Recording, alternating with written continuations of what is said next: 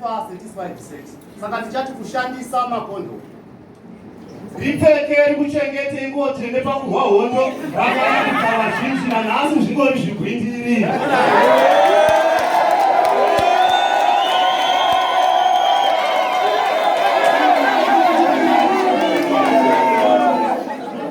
Pakauzivo usati waishandisa nekuti makurwa urimo muchikepe nokuchirwa utano nekushakazano kwete. Vamwe ndevanoti rinobhowa, vamwe ndevanoti rinonhuwa, kwanewo anisati dziri mbirovhiro dzekuda kuparadza utano. Vamwe ndevanoti rinoti nonoza, ko munomanyirese makabatirwa.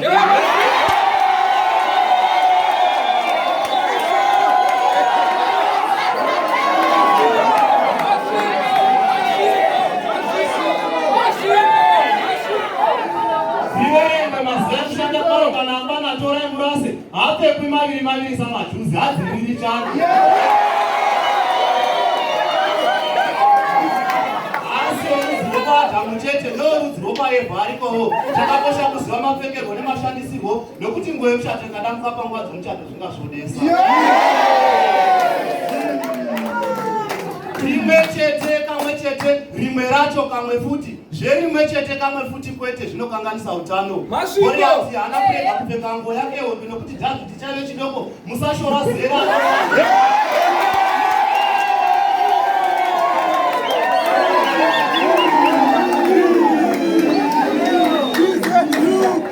Chesura matongo chiriko chinouraya, bvunzai vakuru vakudzei. Munozvita makachenjera pabonde semi makatanga naro, harirambidzwa zichitambai makapfeka, kana manyatsozvifunga chitora nai mbondovhenekwa mugonyatsotamba mutambo rimwe zvakanaka.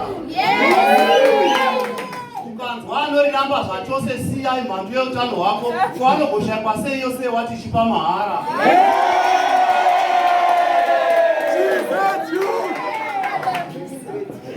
Mishonga yezvirwere zvepabonde haichengeti, bvunzai Sister Mabheko. Chibatai zano rachiredzi, izano benyu pautano hwenyu. Thank you so much.